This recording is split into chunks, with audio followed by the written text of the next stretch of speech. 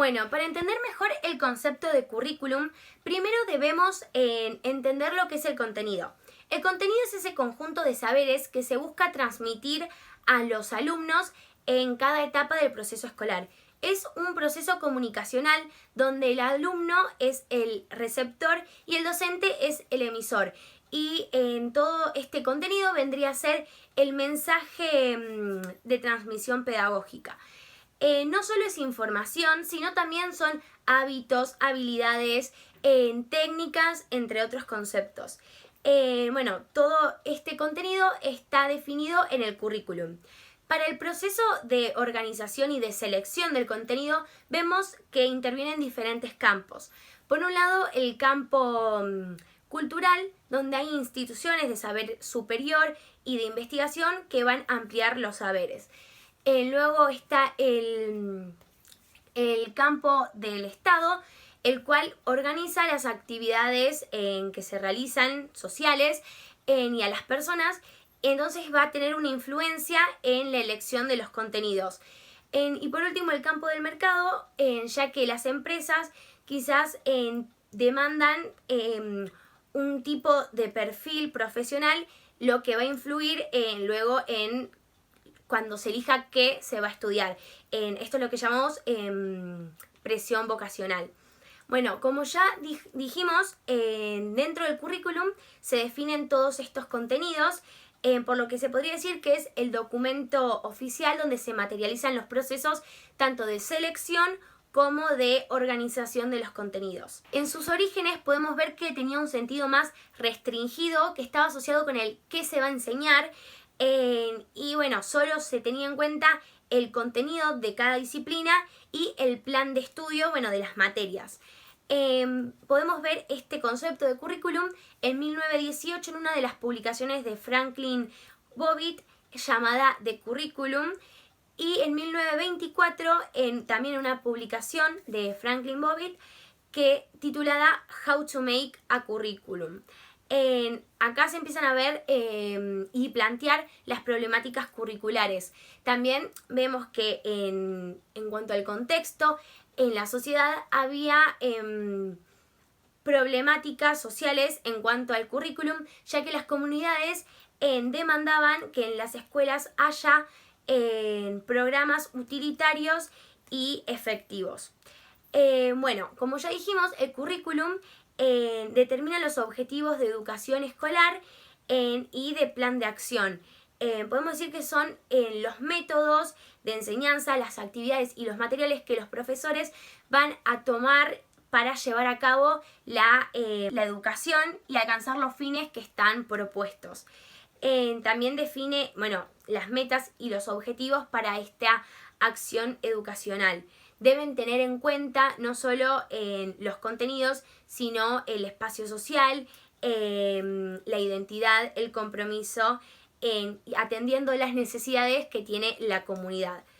Además, se busca desarrollar la capacidad crítica y analítica para la solución de problemas. También vemos que el contexto influye en el currículum, por lo que podemos decir que, por ejemplo, cuando hay un cambio en la concepción de la institución, también hay un cambio en la oferta educativa. Y no solo se enseña la información que está definida en el currículum, sino también las pautas, las normas, los saberes disciplinarios que tiene la institución y también cómo ésta funciona y se organiza. En cuanto a la forma de llevar a cabo todos estos contenidos, de transmitirlos y esta relación de docente-alumno, educando-educador, vemos que aparecen diferentes modelos didácticos. Podemos, por ejemplo, hablar de la escuela tecnicista, la cual, bueno, sabemos que la educación es la transmisión de saberes. En este caso, a cada estímulo del docente le sobreviene la respuesta del alumno. Tiene como objetivo el moldeamiento de la conducta del alumno, que sean sujetos eficientes, y la observación, imitación y fijación de los saberes como un método de enseñanza. Vemos al alumno en un lugar pasivo y al docente en un rol fundamental que va a ser el intermediario entre el alumno y el programa que se está dando. Además, es algo que ya está prescripto, que ya viene dado el currículum y que el docente lo lleva a cabo porque cree que es lo mejor para el futuro del alumno. Luego podemos hablar de la escuela nueva, la cual ve al sujeto como un sujeto activo que tiene sus propios intereses y que estos intereses los lleva al aula. Por eso vemos que es un método activo. El maestro es el auxiliar del alumno, el cual tiene un libre desarrollo de su creatividad y de su imaginación. El currículum es la invitación, la exploración y la socialización de los saberes para el aprendizaje y la construcción de los conocimientos. Hay también una relación entre los nuevos conceptos que se le dan al alumno y los conceptos que el alumno ya tenía adquiridos. Y vemos que también hay una relación entre los grupos y los alumnos. Quizás hay diálogos, van a discutir y a dar ejemplos sobre lo que ya les transmitió el profesor. Luego vemos a la escuela tradicional, donde hay disciplina y obediencia, donde el profesor tiene el poder y la autoridad y es el único que sabe, el único que tiene los conocimientos. Se los va a transmitir al alumno, pero no va a haber un desarrollo crítico o teórico ni experiencias vivenciales, sino que nada más va a haber una memorización y repetición de los conocimientos que el profesor va a transmitirle al alumno. Los contenidos son segmentos fragmentados donde no hay una actividad práctica ni un control del proceso de aprendizaje. Luego podemos hablar de la escuela del proceso práctico, en la cual cambia la concepción del currículum y ya no se ve un currículum donde es rígido e inflexible, sino que es abierto y flexible a los cambios.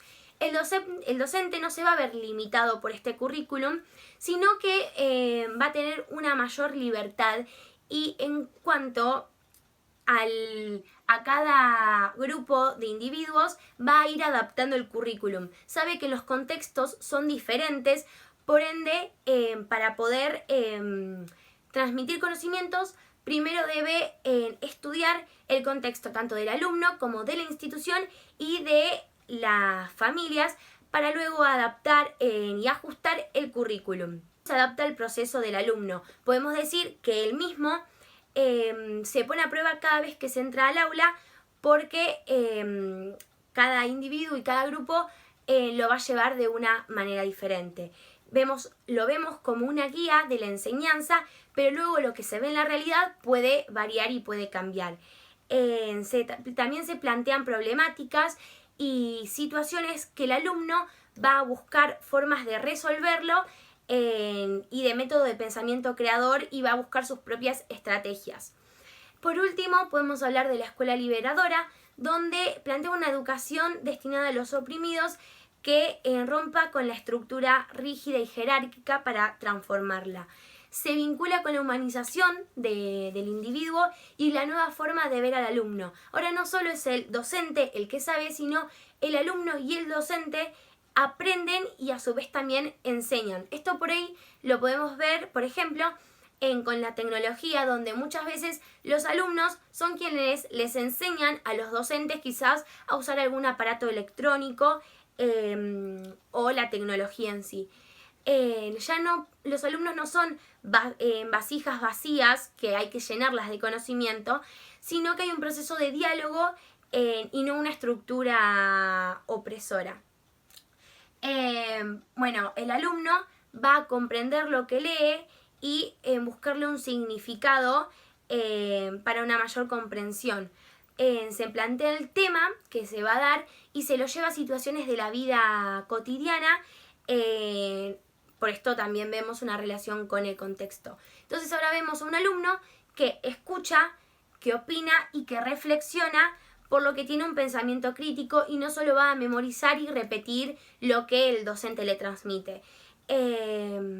Vemos que también se abordan las problemáticas o intereses que el alumno lleva al aula.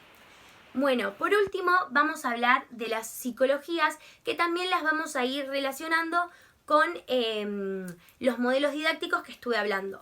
Por ejemplo, vemos la teoría sociohistórica de Vygotsky, la cual plantea una conexión entre la cultura como productor y las habilidades para dominarla.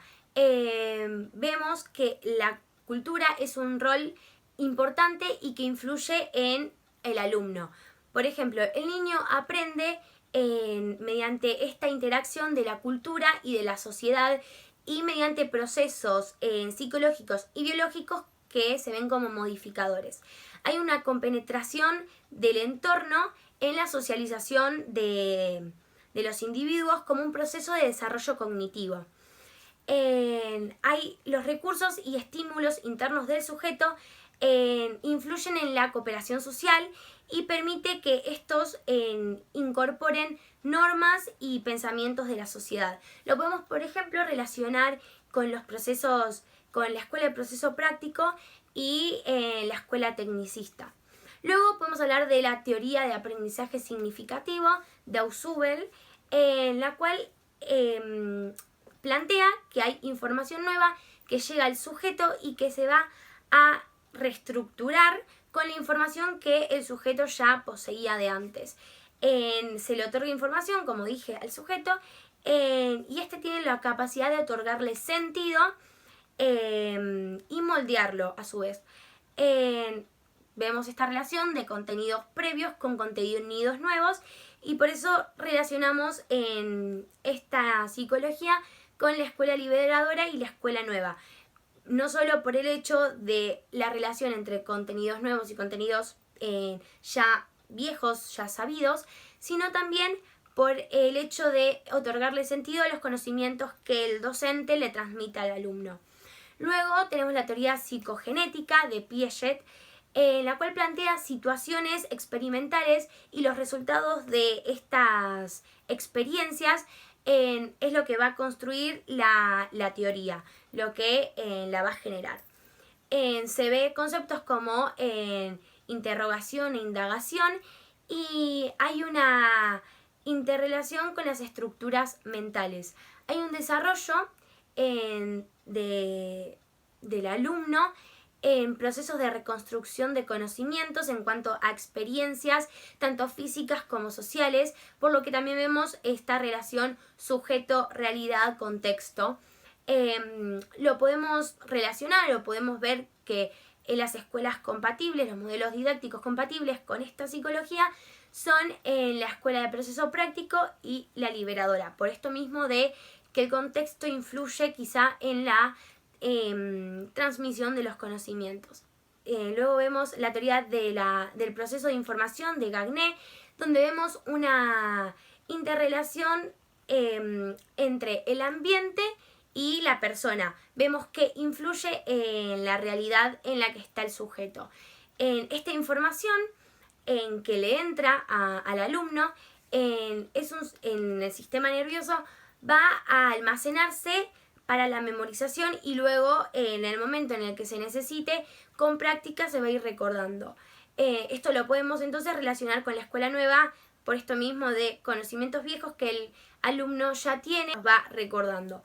Y por último tenemos la teoría de la Gestalt, la cual plantea que la mente configura elementos que llegan por los canales sensoriales y de la memoria, y hay también una experiencia de el individuo con el medio ambiente para la configuración de estructuras que se van a ir modificando. La configuración de la que recién nombré tiene en cuenta la manera de ser del alumno, de comportarse y de sentir, y no únicamente lo que se observa de este o lo que se mide. No se reduce nada más a eso, sino también en el alumno en sí. Lo podemos relacionar con la escuela tecnicista o quizá también del proceso práctico, por esto mismo de la relación con el contexto y el alumno que se va desarrollando en base al mismo.